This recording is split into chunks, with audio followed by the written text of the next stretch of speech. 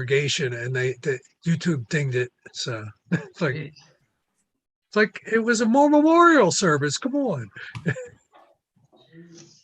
Oh, well. Congregation, and the YouTube dinged it.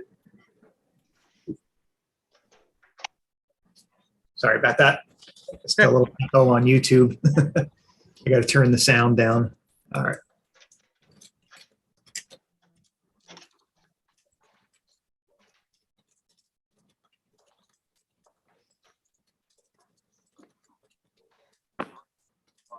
Jeremy, if this 5-county digital net has a problem with our repeater and it doesn't work well, do we have to give them their money back? That's right. Satisfaction guaranteed, or all your money back. I heard one comment on the repeater, the comparison between our machine and the Marvel Newtown machine, W3DI, which is actually they're in adjacent cabinets. But what happens is it's a triangular tower, and ours is mounted on the corner that favors south and west, and theirs is on the corner that favors north and east. So that's the big difference in the performance metrics. There, 195 will work a little better up 422, for example, but not as good into Philly and South Jersey. Is it where on the southwest side of the tower? Yeah, because what happens, a vertical antenna plunked up with on a sidearm flush up against the tower basically ends up in a cardioid pattern. Yeah. Formed by the tower. So we're south and west.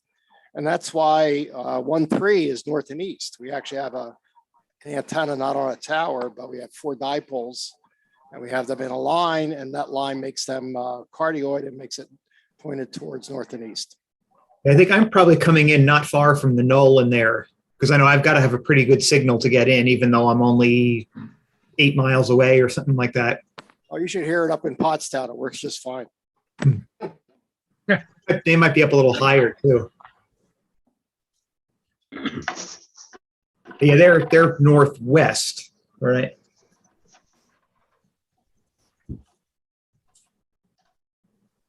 All right, we're just about to 7:15, so we'll get started in just another minute or so. So we are on YouTube. I see we've got somebody joining us over there. Maybe we'll get a couple more.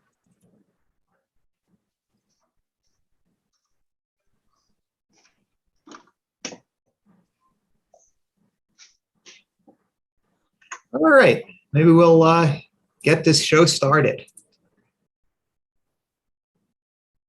So recording.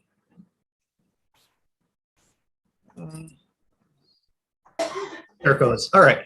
So welcome everyone to the Mid-Atlantic Amateur Radio Club. This is our January 2022 meeting. So happy New Year to anyone I haven't spoken to since our last meeting. So we're looking forward to another year of meetings.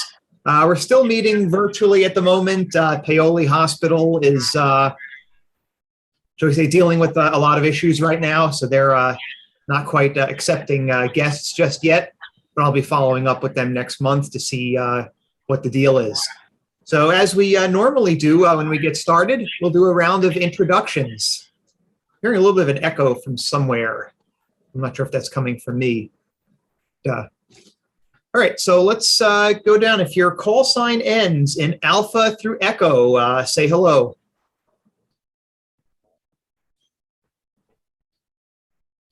Do we have anyone there? All right. Maybe not. Okay, so alpha through kilo. Kilo 0 Bravo Alpha Kilo. Welcome, Peter. And WX3I. W3 JNF Jim. A3DMH, David. All right, anyone else? We'll just open it up. Rich, KB3VZO. The other Rich, AA3RC. Dennis, K3DS. Dave, KC3RAT. Another day, WB3 EHS Malvern. I'm Greg, KC3SMW in Warminster, Pennsylvania. And WA2UAR in Center City. All right. Anybody else? Yep, this is Ron, KC3ACL. And Karen, KC3ACM, sorry.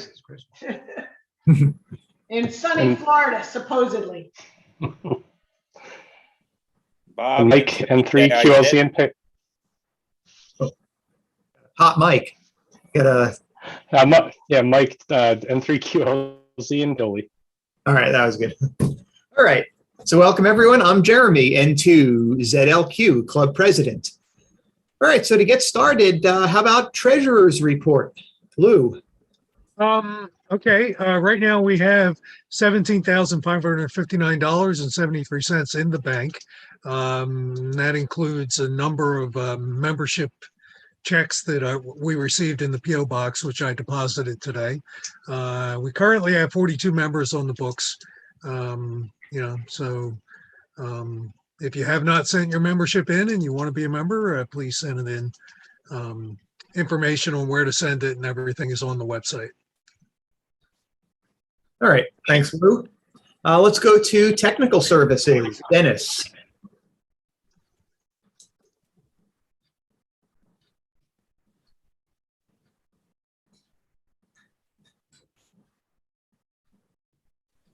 I'm listening with half an ear to the net there. They're having some kind of problems because they're using digital modes too. Let's see what next up is the trying to get the Paoli, which I'm going to try next week. I think that's what they more or less told me. Check back in February, so we'll see if we can get in there and see what's wrong with the 1-3 repeater. 06 has birthing problems. Something's going on, and I came up with a Theory 1 way of trying to get it to work, and it's still, I don't think it's still 100%. And even if it is, that repair is not going to be permanent, so I got to do something about that. And of course, Darby is still looming. We do have the new 2-meter repeater for Darby, but that's much farther down the line. So the tech committee, consisting of me, myself, and I, is working very hard. Back to that. All right, thanks, Dennis. How about Public Service? Bob. Okay, we're just kind of waiting for all of the public service organizations, the people that we serve, to kind of get back with me, and we'll get all the dates lined up, hopefully for the February meeting, and get the sign-up sheets going here. And the clipboards are back from the Bahamas, and they all have wonderful little tans. And anyway, we're getting things together for the upcoming spring public service season. So. All right, thanks, Bob. I think the clipboards came back a little bit early. Didn't they check the weather forecast for this weekend? At least wait to see what the groundhog says. Yeah. So, Bob, while I got you on the hot seat, Hamfest. Okay, well, just to kind of summarize what's happened so far, I was able to speak with Kim Souter, who's our contact person for the Kimberton Fire Company facilities. And long story short, the date that we used to have, which was about the 3rd, I think it was, week in July, is no longer available permanently. And she's come up with a number of dates that we could have. But it's kind of looking, it's looking like the second week in August, tentatively anyway, would be the probably the only date that can kind of work for us, which I guess we're going to discuss a little further after the meeting. But it's kind of like we really didn't get very a very good choice. Let's put it that way. But anyway, that's kind of the way things are looking, headed. So we'll have to do a little more work on the actual date. I think I looked at the ARL website for Hamfests and conventions, and it's at this date in the year. It's really not completely completed. It kind of peters out somewhere in July and August for Hamfests. So a lot of clubs haven't put in for their dates yet, and including the Sussex Club, by the way. They were not did not post their date yet either. So,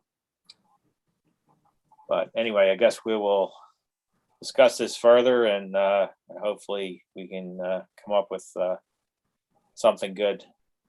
All right. Thanks, Bob. Yeah, so it's looking like we'll be probably going with that mid-August date. Actually, this is a good opportunity. Is there any feedback, any thoughts on, I think it was August 13th was the date.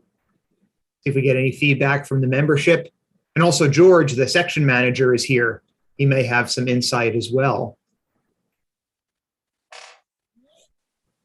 Because one of the concerns we had is that sometimes people travel in August, so it may be may have a little bit of a diminished attendance because of that. But we may also be in kind of a lull that we're not competing against as many Hamfests. If you're going to go for an ARL sanctioned Hamfest, there's nothing scheduled for August yet. Now, do you know historically if there are other Hamfests at that time? Nope. Usually August is clean, and we get a few in September. Okay. Bob, you said maybe there were some in New York around that time? Yeah, there's two in New York. I haven't checked the map yet to see where they're located. If they're located in like north central or western New York, there's absolutely no no threat to having one here, the same day. But I'll have to check, and see where they're located actually.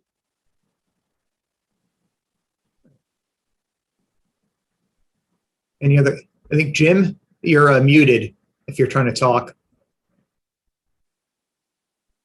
I actually like the date in August because it's between the ones we normally compete with and Gloucester County. So I think it's a good date. So that's my opinion. All right. So that may become our new date. We'll have to see how it goes. Will be the August Hamfest instead of the July. All right. So Bob is doing a really great job keeping up on all of this. And he did a heroic job last year getting our Hamfest going with about, was it 6 weeks or so that we had to prepare? Whereas normally we have about 6 months. Got it actually going very nicely. So his reward is getting to do the Hamfest again. And again, and again. All right. Thanks, Bob. Maybe we'll talk about Field Day. Jim, did you have any updates on that? No updates yet. I usually try to get with the fire company, which is Lou, before the end of January. So we need to get together, but I do not anticipate any problems. What about you, Lou? No? Having an August Hamfest puts a little bit of a breather between Field Day and Hamfest too. Right. Yeah. I think I don't see any issues with us doing it. What's the date? It's the last week in June. I don't have the exact date in Right. front of me. I mean, the fire company does a fair, but they do that in the first half of June. So Right. We're always after the fair, so that works out well. So yeah, as long as they clean up. The one year they didn't clean up, but that's not good. Well, we'll be doing the cleanup if that's the case. So no, yeah, right. Well, yeah, me and Ron Kenwood one year had to really clean the place up to make it usable. So, and hopefully you'll have your van available or your storm chasing vehicle. As far as I know, I mean, that's a long way away. Okay. Yeah, I know. I usually go chasing in May, so I may wreck it or something. You never know. No, no. Well, we'll work something out to get the stuff there. So it's still out of Jeff's house. So. Driving towards a tornado, what could go wrong? Right? Exactly. Right. All right. I see we have Dick here. Did you want to talk about VE testing? Yes, I do. As you know, I put out a survey amongst the VEs. Amazingly, some said they're willing to give it a go. Quite a few, and it's probably split maybe 50-50 or 60-40. I haven't really did any statistics, but given the late notice and things like that and lack of posting, I think I may go ahead and postpone the first Saturday in February. I know I owe Mike, forget his call, QLZ, N3QLZ, a phone call, and I'll explain what's going on, Mike. But the ones that were against it had some very valid reasons, and even when we started up last year, those particular individuals did not show up. It's just overly cautious. I know I would like to impose not only face masks, but boosted and things like that too. So I'm still toying around with it, but in all honesty, I think we're better off, given the lack of formal notice, to go ahead and skip this one. And I'll later this week I'll put the announcement up on ARRL for our May, August, and November VE test sessions, along with, as I just found out, August, if that's where the Hamfest is going to be. Actually, if we do the Hamfest in August, that almost overlaps with our regular scheduled date anyway. Well, it's 1 week off, right? Yeah, so I don't know if there's a point doing two separate ones. That's a good point. Yeah. I wonder if it might make sense just to push everything back. If we do one in, say, March, and then maybe like June and September. That would involve making sure the facility is available. Correct. And classically, we've been the every quarter, but the middle month of that particular quarter. Yeah. So I could give it some thought to see if the facility and people are available. You're suggesting the first Saturday in March? That might be a good way to do it, because hopefully by then things will be looking a little bit better. I certainly think the COVID numbers around here are starting to go down already, and hopefully that trend will continue. So maybe by March things will be better. Then we'll have June, and then September. So then the Hamfest kind of falls right in between that. Well, normally we would have one in May. Yeah. So then March, May, we could figure it out. March, May, August. Because I've discovered we've always done it that way is usually not the strongest argument. So I hear you. If we find that a change is a good thing, change is good. All right. Thanks again, Dick. You've always done a great job with the VE testing. Does anyone else have anything for the club? Any committee reports? Any other announcements? This is Dave, WB3EHS. Hey, Dave. Yeah, go ahead. Just want to reflect that the participation in the PAQSO party in October was a blast. I know that a few club members participated in that, and it was a relief to see they finally posted the results. So thanks to everybody. Yeah, that was kind of fun. I was only able to get on for a short time, but I had a good time in there, making a couple of contacts along the way. And this year we want to actually do a club station. Probably at Lower Providence at our usual field day site. So the QSO party is like early to mid-October, so the weather is usually pretty nice at that point. So we're going to be looking forward to that. We tried to do it last year, but just everything was coming together at the last minute and didn't quite make it. So this year we have a little more time to think about it. All right. Anything else for the good of the club before we turn over to our featured presentation?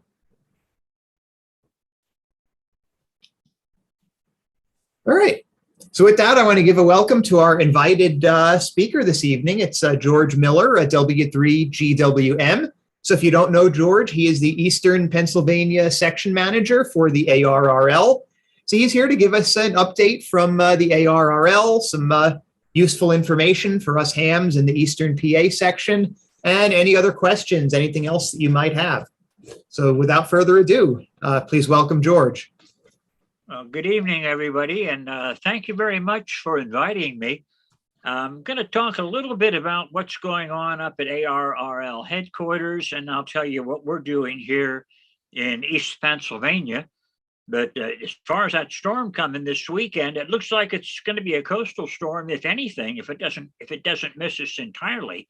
So up here where I am in Bradford County, we're maybe going to get a dusting of snow, which is a big improvement over last weekend during that cold snap.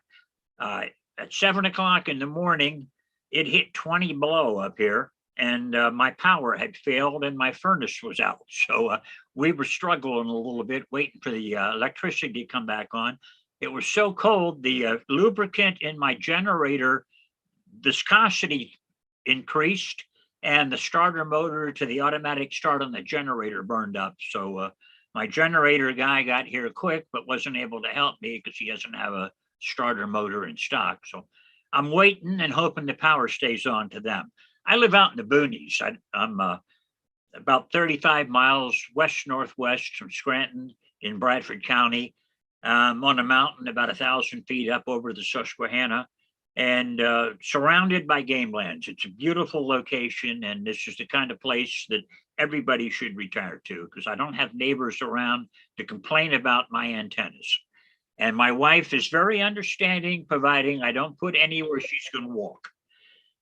Okay, the ARRL right now, I'll be honest with you, I'm kind of dissatisfied with the organization at the moment. I'm not getting feedback from people up there. I have emails that are going unanswered. I have phone calls that are not being returned. And I'm, well, quite frankly, I'm a little bit disturbed by the situation that I took over as section manager with the intention of trying to make changes.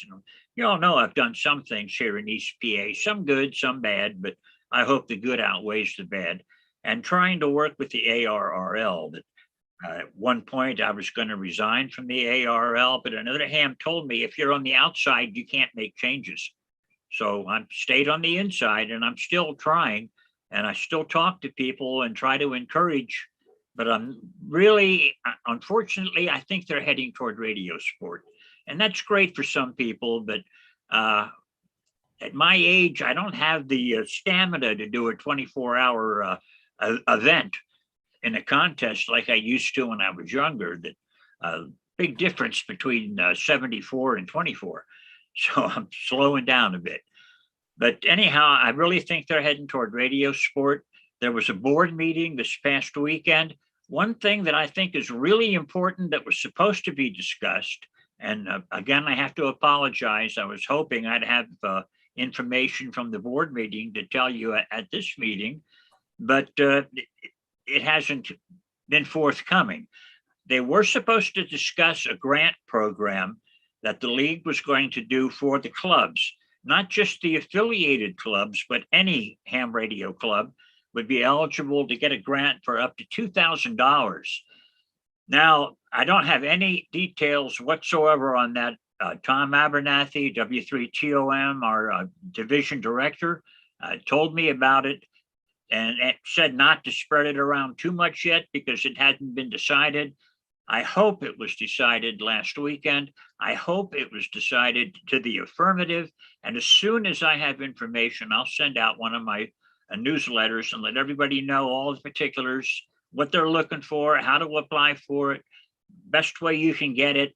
Because I think it's a chance for us to really be able to do some things that we haven't been able to do in the past, especially clubs that aren't putting on ham fests and have other ways of raising money besides dues. So as soon as I know, I'll make sure that you know.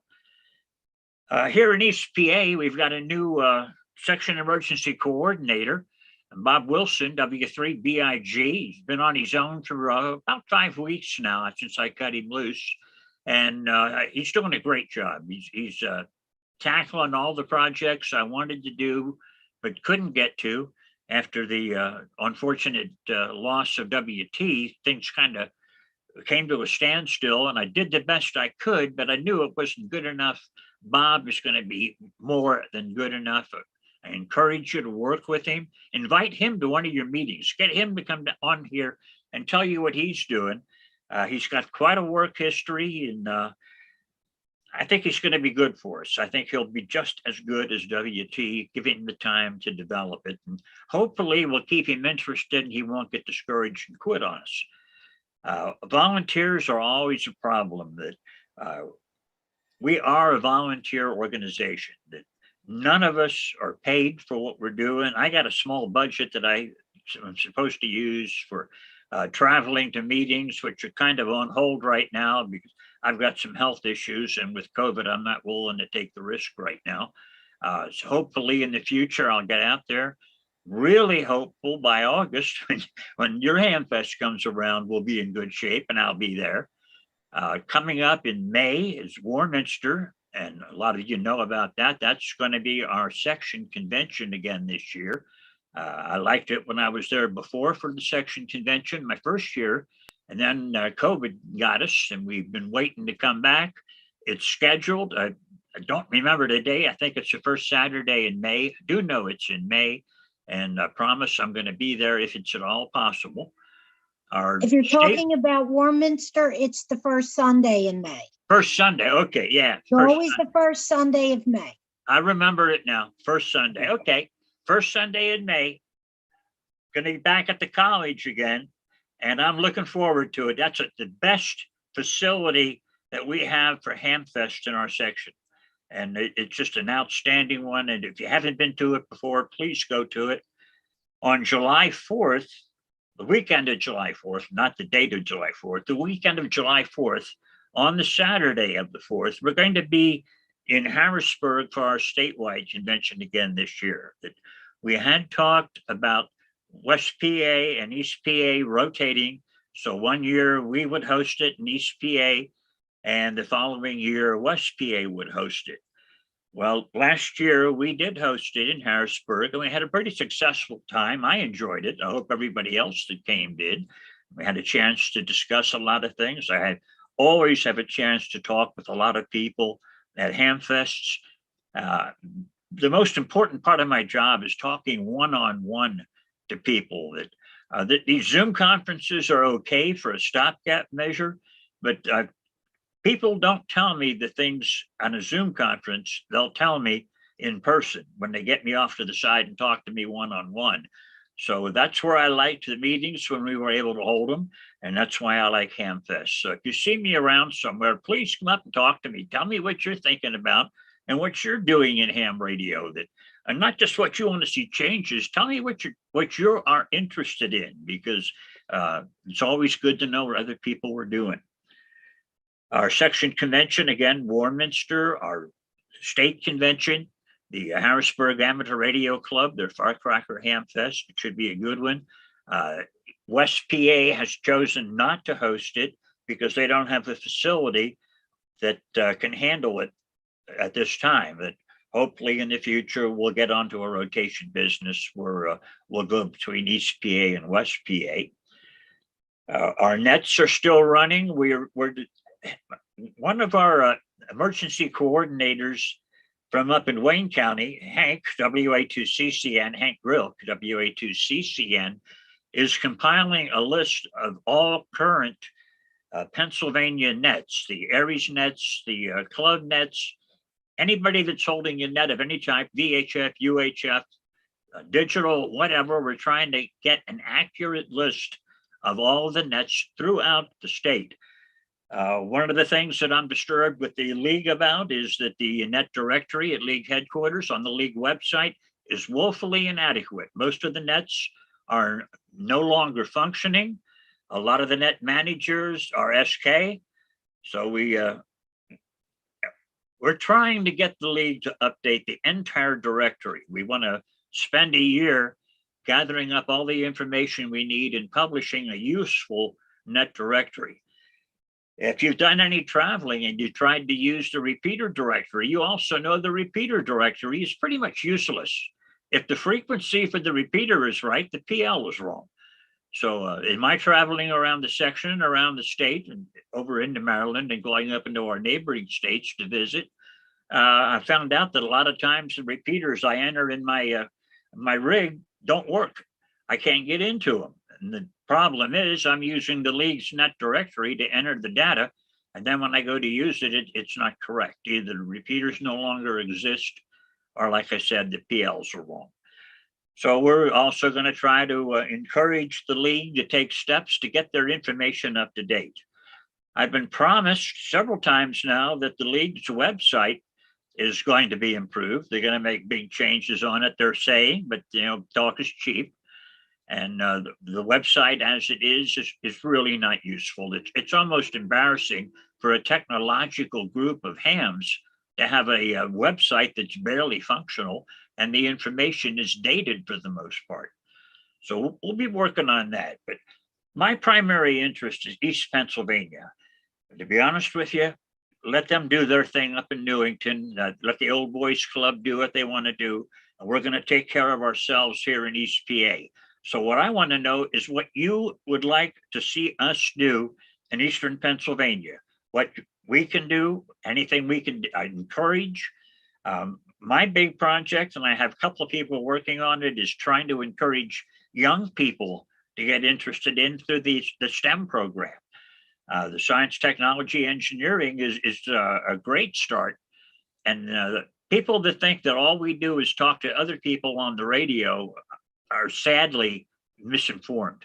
Ham radio is so varied and so many different fields. There's something for everybody. And we're finding out that a lot of these new hams, the kids that are coming into it are interested in CW because they think it's a secret language that only they know. And they're interested in digital and interfacing computers into the ham hobby. And this is fantastic because it's the next generation of ham radio.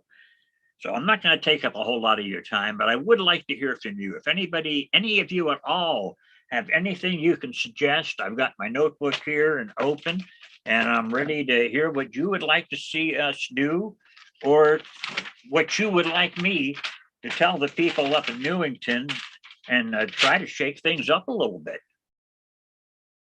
Anybody? Okay, Jeremy, I guess this is typical. When I go to a Zoom meeting, people don't want to talk because they're afraid that their peer group is going to look down on them. So guys, call me. My phone number is listed in QST. It's on our website. My email address, w3gwm@arrl.org. I really do want to hear from you. I don't know how often I said that in the past, but I'm really waiting to hear from hams. And I do respond to people that call, even the ones that are nasty to me, I respond to. I know I'm not going to please everybody. And if they're not happy with what I'm doing, I want to know about that too. Thank you. Yeah, I have a comment, Jeremy, if I may add. Yeah, go ahead. I want to echo George's comment about our new section emergency coordinator, Bob, W3BIG. I worked with him when he was the Delaware County emergency coordinator, and he is a top shelf amateur, top shelf manager. I think he's going to bring a lot of good changes and get the EPA section emergency coordinator job back in back to the skills of WT. I'm not sure. He has pretty big shoes to fill with WT for sure. Oh, yeah, I found that out when I tried to fill them and I couldn't find an SEC. I was very particular in choosing a section emergency coordinator, and Bob fills the bill, and I think he may even exceed WT. I hope so too. The Montgomery County Aries Races have already scheduled Bob for our March meeting, and he accepted. And since Bob is local to Delaware County, Mark may want to pick up on that opportunity also. Yeah, that's one of my problems. Up here in Bradford County, I'm 3 hours away from everything. All right, back to you, Jeremy. All right, yeah, do let us know the information about that meeting, and I'll pass it out to the membership. Yes, yeah, it'll be the second Saturday in March. Okay. I don't have a calendar in front of me, but it's easy enough to figure out, and we'll pass the announcement over to you. and Dennis can put it on the website. Yeah, one more thing for me to do. Bob W3BIG is a former club member on our Merge Club. He was a member of the Delaware County Amateur Radio Association back in the day. So we know Bob for 35, 40 years, I guess. Well, I've just met him, but he really impressed me. So George, thank you for a very candid presentation. We're always glad to hear what's going on. So yeah, I've been teaching on Zoom for almost 2 years, so I know the feeling of the silent screen. So if anyone has any comments, the floor is open. Yeah, I just, would like to, I guess. Well, the only comment I wanted to make was I think the improvement in QST in the last 10 years is unbelievable. I think it was kind of a state publication. They really went to great lengths to try to brighten it up a little bit. I'm a life member, so I don't even have to pay for the subscription, but I would still read it even if I didn't have to pay for it. They made a big improvement with the new On the Air magazine too. That's really great for beginning hams. And then of course the other magazines, QST and the QEZ for the hobbyists. I do have a comment for you guys. Yeah, go ahead, Jay. Thanks. I'm just wondering, Jeremy, could you possibly allow me to share my screen? Because there is something I'd like to show you, and it's pertinent to what George had to say. Yeah, you should be able to share now. Okay, good. So one of the things that I'll just mention is that, as George knows, my position as public information coordinator will be ending later this spring. We are moving to the UK, where I have joined the Radio Society for Great Britain. And I've been looking at what they're doing for promoting amateur radio. And George, I'm going to show you a video that I just showed to a class that I was teaching in Tel Aviv this morning about amateur radio. And I just realized it's something we should be doing. So let me share that right now, if I may. And that will be here. Oh, I forgot to hit share sound. And share. Stand by, guys. Here it comes.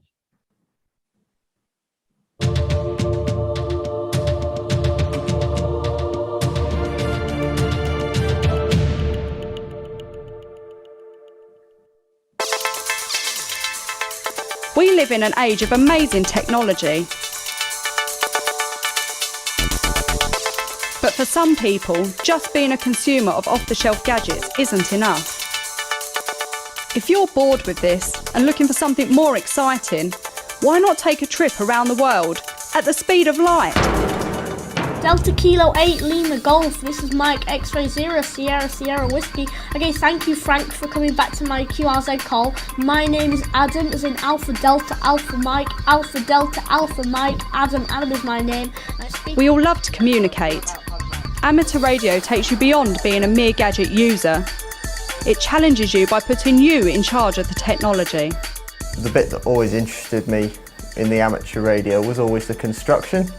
One of the big things I've been interested in constructing is using the Raspberry Pi in amateur radio, because as a small single board computer it has a lot of potential, a lot of opportunities. So we're building a radio receiver. Okay. And so I'm just on the part which is the demodulator. This is a hobby with hundreds of different ways to have techie fun.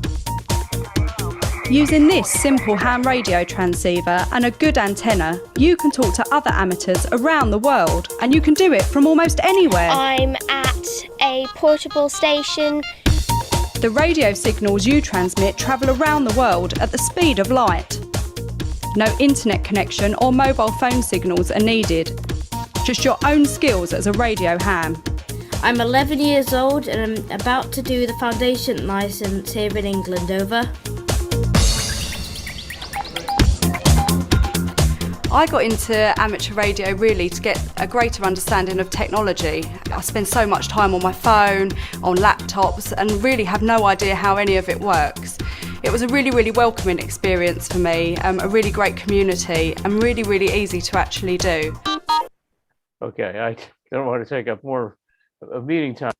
It's a great piece. It goes on for about another 3 or 4 minutes.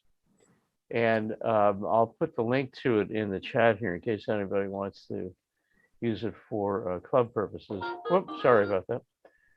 Let me get the link out here. I don't know if the league has done any videos like that lately, because the last one I can remember had Walter Cronkite in it.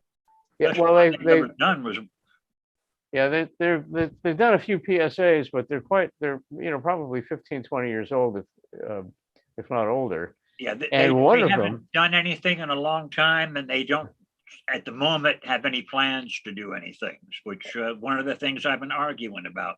and I've been mentioning it to the PR folks at Yeah, at Jay, headquarters as well. I wasn't going to say anything about Jay leaving yet, but I am going to be looking for a new public information coordinator.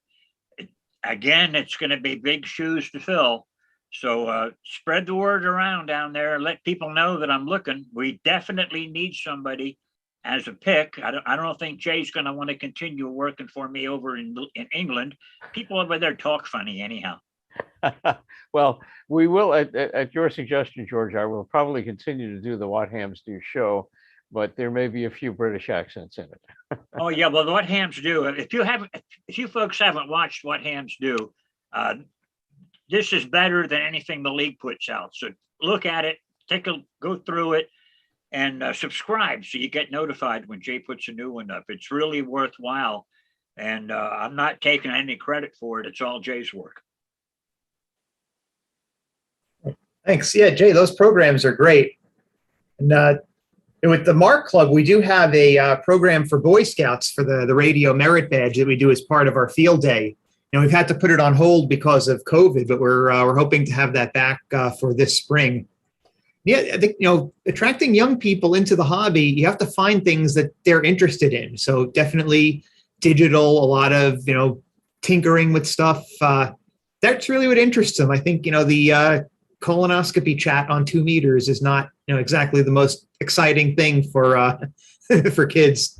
Well, oh, gee, I just said that on YouTube. When I talked to a lot of different groups in the course of a month. Well, not so much now, but before. And I was talking to a group of young people about the advantages and the merits of getting involved with ham radio. And a guy in the first row, about maybe 14, 15 years old, looked up at me and said, I don't want to talk to a bunch of old guys. And I realized, this is not our ham radio, is not their ham radio. And interfacing with the Pi and all the other various computer interfaces, that's their ham radio. And we have to adjust to it. Have you seen more of an interest in MCOM recently? Because I know that's something that really became more popular after 9/11. I mean, that's really what brought me back into the hobby, because I had kind of fallen out of it for a while. But maybe because of the pandemic, the people are a little more interested in alternative forms of communication. Well, I got serious about MCOM and ham radio right after 3 Mile Island. I was living on a farm exactly 10 miles from the plant, and I had a Nuclear Regulatory Commission trailer on the farm measuring radiation in the air and scaring the hell out of me for a couple of weeks. But there is not a strong interest in MCOM. We need young people in MCOM. But, let's face it, people like me that are very supportive of MCOM, very interested in being involved in emergency communications, are not physically fit to go out and do it like we used to. We need the young people to go on site, and most of us in our age group need to sit at home and work the base stations and be the relay points, and not out in the field traipsing around and risking our health. We're just not able to do it. So we need the young guys, and we got to find a way to make them interested in MCOM. And we've got a great organization in ARESMAT through the Mid-Atlantic region that's really trying to form a mutual assistance pact and guidelines for how we're going to do it. Bob's involved with that. Ask him more about that. I go to a few meetings, but my time is kind of spread thin, and I'm not involved in everything that I should be. But ARESMAT is one, and we are interested in it. And one thing that Bob's going to be working on is ways that we can assist each other from one county EC to another county EC without sacrificing our own abilities at home. Bottom line is, if we were in a big enough situation that we're going to need to be calling in outside people to help, our whole section is going to be in trouble. We're all going to need help, and we're going to have to get help from outside of the area. And when we send people from East PA to Maryland or Delaware or New Jersey to help in an emergency, we want to make sure they're properly trained and can really do the job. It's really important to get training. And I know a lot of people are really turned off by this level 1, 2, and 3 that we're doing in Aries right now. But believe me, it's necessary. That, well, a story when Maria hit a couple of years ago, I was in net control for Salvation Army, working with the people over in Puerto Rico as the storm came through and through the Caribbean islands. The ARRL gathered people up, asked for volunteers, put kits together, and sent people with kits to the islands in the Caribbean and to Puerto Rico. Unfortunately, they had a lot of people there that didn't even know how to put an antenna up. So it was the league claims it as a success story. I claim it as an abject failure because they were not able to function properly. And I never talked to an ARRL ham as net control, but I talked to an awful lot of Puerto Ricans that were running cars off of batteries. So we need training. Please don't get turned off by training. Take part in it. I don't force it down people's throat. I've never turned down a volunteer for any position. If you want to volunteer for anything, I'll find a use for you. It may be going for coffee and keeping the coffee cups filled, but I'll find a way to use you. I will never turn down a volunteer. If I may, George, just to add to that, one of the things, of course, that the What Hams Do show has been about is trying to create content for non-hams. And we always recommend that people send the links out to friends and relatives and who have young people who are interested in STEM. I was pleased that in the last show that we produced, which was on public service, we focused mostly on the MS-150 bike ride, but included some scenes from Field Day. And when I was shooting out in Fort Washington at the Philmont Field Day setup, a young fellow just out of high school came up and had just recently gotten his technician's license, read about where the site was going to be and had to come and visit. And I asked him what was his interest in amateur radio. And again, he was maybe a little over 18. And it was entirely about emergency communications. There was an 11-year-old Girl Scout, not Boy Scout, Scout, who's now in the BSA organization, Abby, who we interviewed last year. And she said to me in the interview that we did in our first What Hams Do TV show, if the internet and phones go down, what are you going to do? You have ham radio. This is from an 11-year-old. So that interest is there. And I see it, as I talk to folks, promoting things more effectively than we're currently doing is what we have to do. And I mean, I've tried to find ways to do it with video. Lots of people around the country have other ideas. I don't think we're getting quite the leadership that we need to do. And frankly, we have to stop being a group of old white guys if we want to continue to survive. That doesn't include you, Jeremy. Because you're not old. Oh, I'm in my 40s, but yeah, I'm usually the spring chicken at most of these meetings. So. Hey, Vince. Jeremy, how you doing? Hello, everybody. I just wanted to mention to George that I appreciate the visibility that George brings to the job. He's the first section manager that I can recall in a long time that's actually reached out to everyone by sending us periodic emails and updates on what's going on around the section. And it's been really good. Plus, I hear him on all the digital nets, and he's involved in a lot of things that people don't realize. And it's a welcome relief and highly.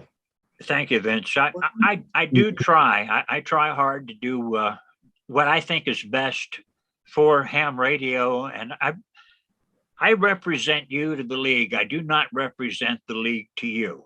And if the league's doing something wrong, I'll tell you they're doing it wrong if I think so. And if you tell me they're doing it wrong, I'll take it to them and tell them they're doing it wrong. I'm not real popular at headquarters, consequently. But I'm surprised you're saying about my visibility. I'm an introvert. I moved up here to Bradford County to be a recluse. I live on top of a mountain 4 miles south of town, and my nearest neighbor's a half a mile away, and I've got 4 dogs to keep people away. And you're telling me that I'm visible? Thank you. Others, I am trying. I never planned to do this. I never intend to do this. I did not want to be section manager, but sort of fell into the job, and I'm just trying to do what I can. Well, keep doing it because you're doing a good job, George. Thank you. Sometimes the best qualification is not wanting to do it. Right? Well, that could be. I've tried to get out of it a few times. Yeah, I definitely want to second what Vince said. The emails that you send out are as informative as anything else that I get from the league or elsewhere, just letting us know what's going on in the area and in the larger world of ham radio. Well, thank you. Yeah, how do people subscribe to that if they're not already on it? On the ARRL website, under the user's profile, there's a block in there where you can choose different emails that you get. I don't have the exact instructions for it, but it's in your user's profile if you're a member of the ARRL, and you can subscribe to one of the headings is section manager and district director and section manager's emails.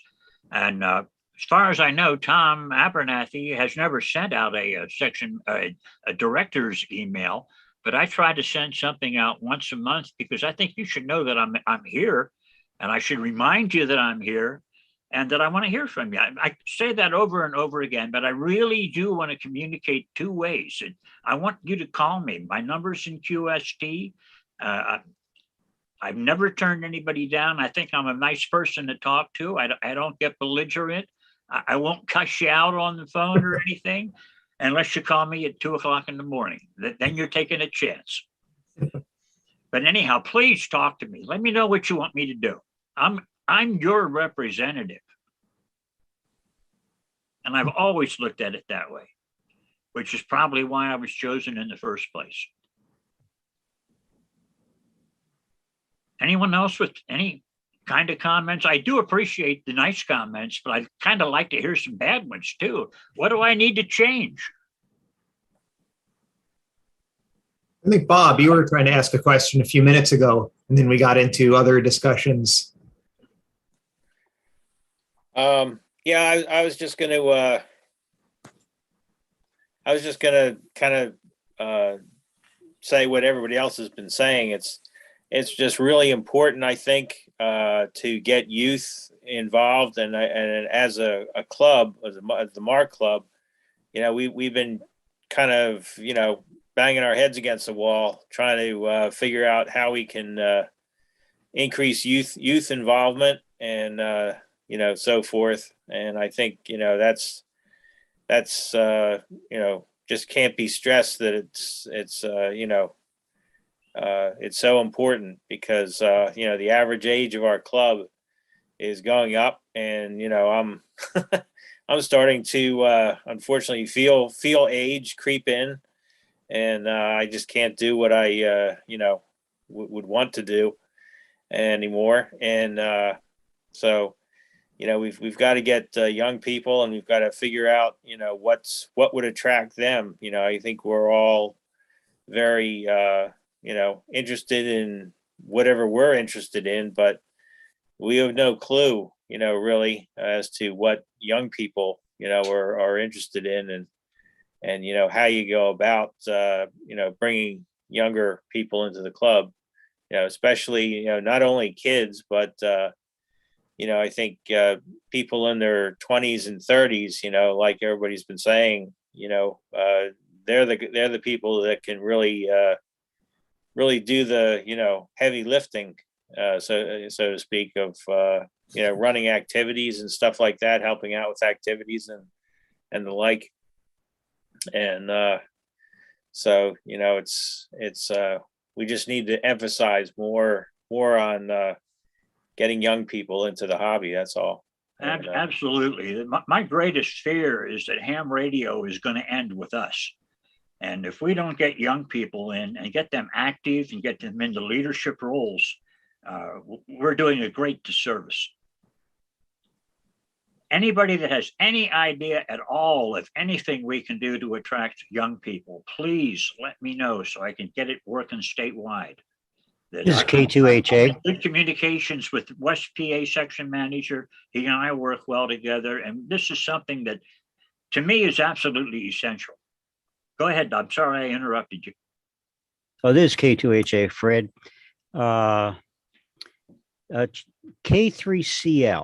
K3CL, Charlie. He bops in and out of Philadelphia area here. He's in one of the schools here further up in Pennsylvania, one of the Penn schools. But he goes to a lot of hackathons. And so he's into the digital stuff. And I'm wondering if we could get a group of these computer geeks who are hams together to sponsor a hackathon, because people come from all over for those things. That's actually happening at the Lake Knockemixon next weekend, I believe it is, for the winter field day. And there will be a youth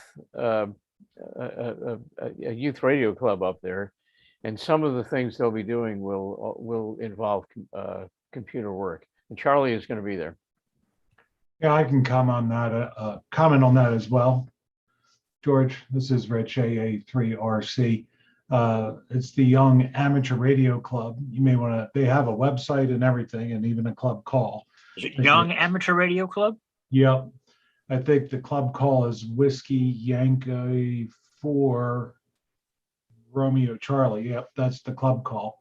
Anyways, that's a nationwide group, and I know that probably you're not into traveling in the potential snow this weekend, but they are going to be in Lake Knockemixon. Not only that, several of them are VEs. Charlie's very big in Glarg, doing VE stuff, and done a few sessions with them.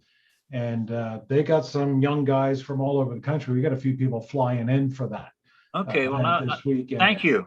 I'll look into it. I'll get in touch with them and see if we can get affiliated with them in some way to get something going, something big going in this part of the country. Not just East Pennsylvania. I'm thinking about New York, Maryland, Delaware, New Jersey.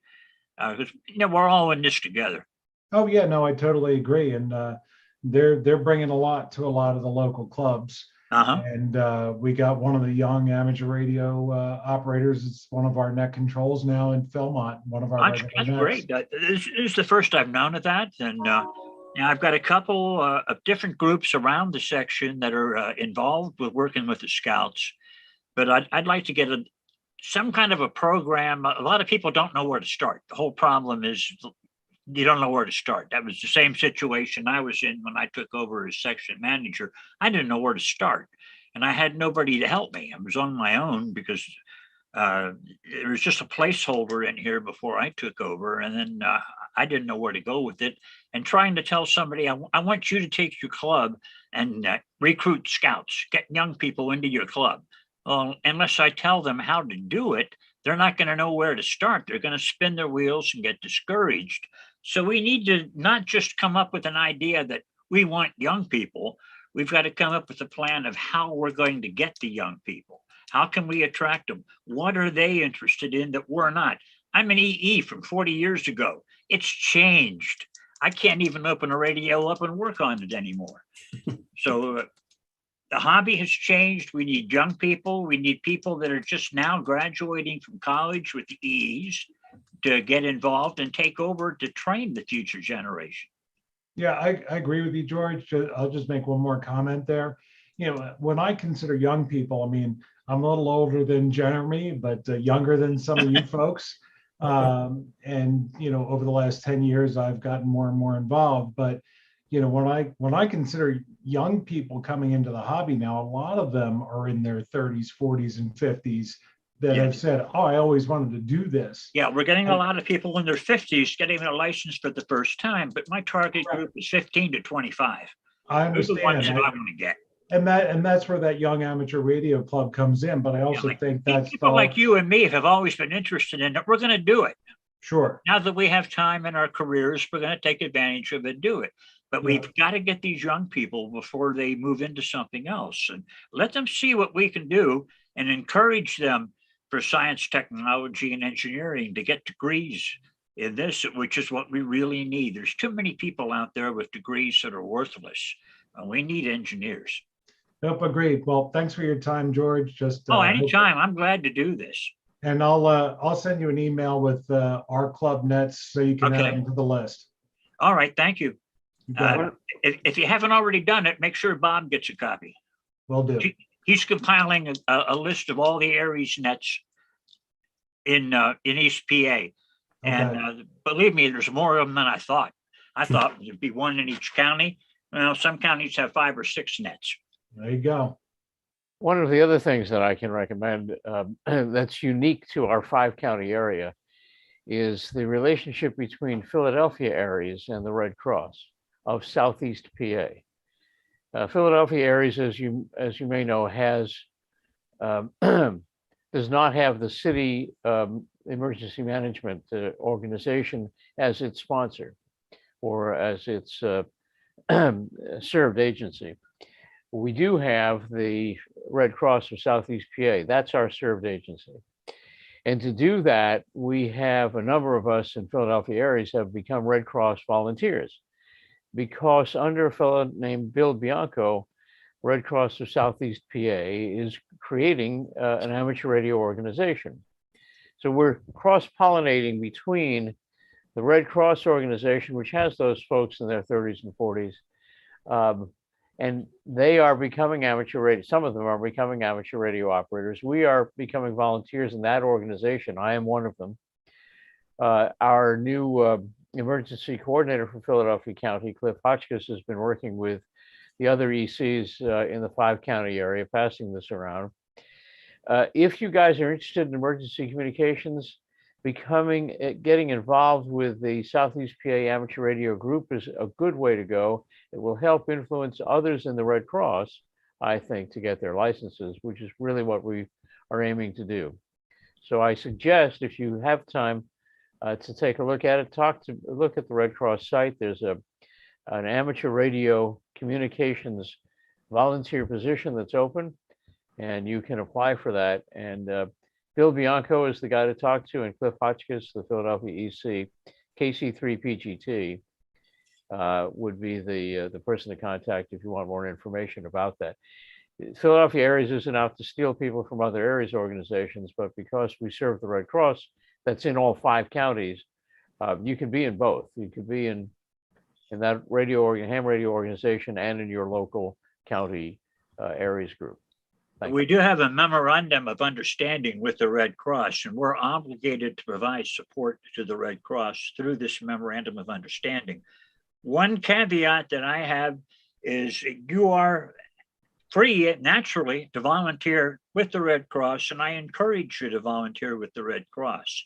But if you're volunteering as part of your Aries unit to be the Red Cross communicator, your role is to do communications. And I don't want people that are communicators handing out blankets, serving food on the serving line, or doing other type of jobs like that. Your job is to be a communicator. You're experienced at it. You're trained communicators. And I sure don't want you parking cars.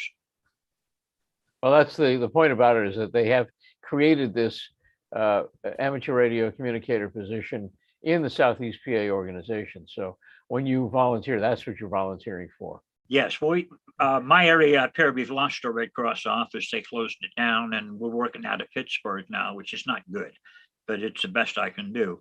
We're hoping, it's premature to say anything yet, but when the SET in October, I'm hoping we can, I guess your recording just stopped or something.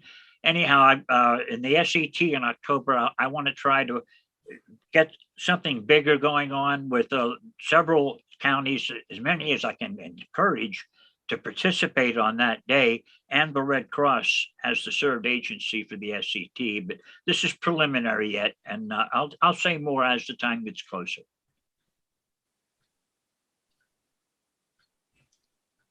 I do appreciate all these comments. I'm getting a lot of good notes that I'm taking, and things to follow up on. So I really appreciate it.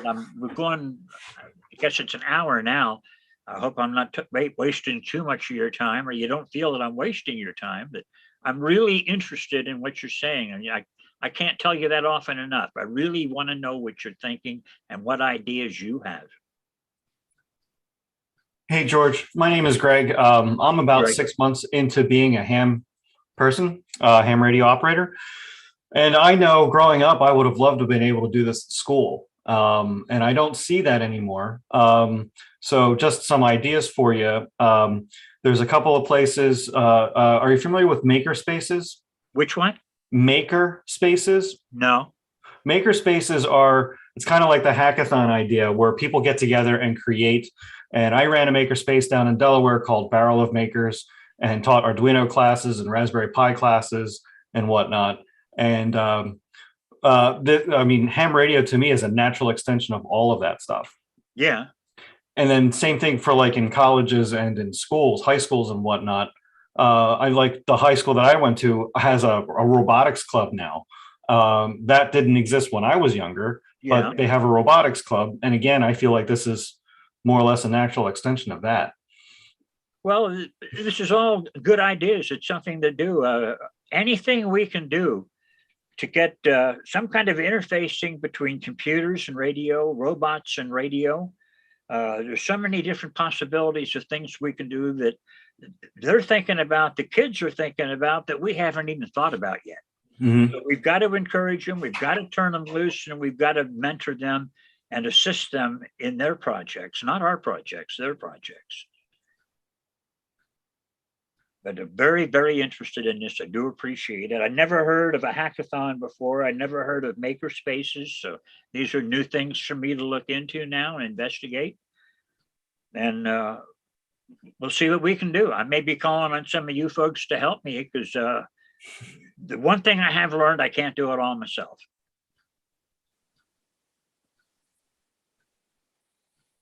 I don't know if any of you are traffic handlers from back in the old days. I know there's a lot of you that are my age group around here and older, a couple of you, I think.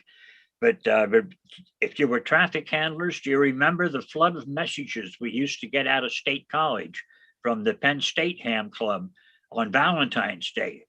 Everybody at Penn State sent their girlfriend at some other school somewhere a message through radio, and we had thousands of messages going through. That's been gone for a long time now. There is still a radio club at Penn State, but they're not very active. About all they do is the QSO party.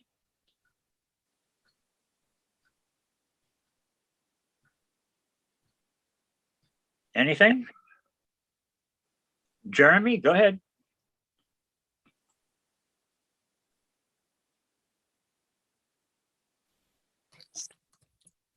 It's Fred, Key to HA. Sorry, Mike. Just want to point out that a lot of the young people around the Back world. in here. Can you hear? I can hear you fine. Yeah, I can hear you fine. Okay, a lot of the young people around the world log on to the Raspberry Pi net on Echolink. That's about 5 o'clock, I think, on Sunday afternoon. So you go on to Rock Ham, but you can go on All Star also, and I posted in the chat box there. So it's very interesting what they're doing with ham radio, and it's a discussion. Sometimes goes even past 7 o'clock. It's a 2-hour net. I'll take a listen to it. I'd like to do something with Echolink here in East PA, but where I'm going to go with that, I still don't know. Well, I run a net on South Cars, on Sunday and Saturday night at 7 o'clock to, well, about 8. And the after the Raspberry Pi Net ends, they usually come over to my net and we talk about it. Okay, well, I do e-cars on Fridays, but that's all us old guys on there. The time I'm on. I'm on from 8 till 10, and kids are in school.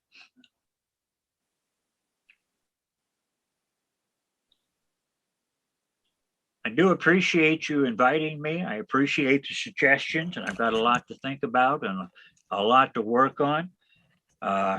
Jay, I'd like to talk with you. I'm going to be kind of tied up tomorrow. I got a few things going on, but maybe Thursday I can get back in touch with you.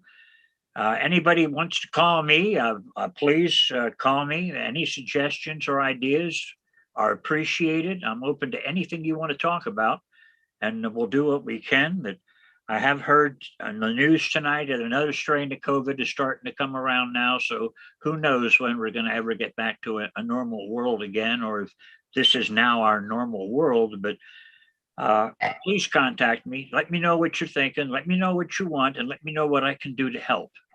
That, as I said before, I represent you. Thank you for your time. Thank you for your attention. And I'm not going to take up any more of your time this evening. Thank you. George, thank you for your job and thank you for the presentation. Yeah, thanks so much, George. That was great. Sorry, something happened to my computer. It's maybe my hard drive died on me. So I'm on my backup computer now. I'm trying to figure out what happened after this meeting is over. All right, so is anything else? Thanks, George. Thank you, George. Thank you. All right, so maybe we'll say goodnight on YouTube.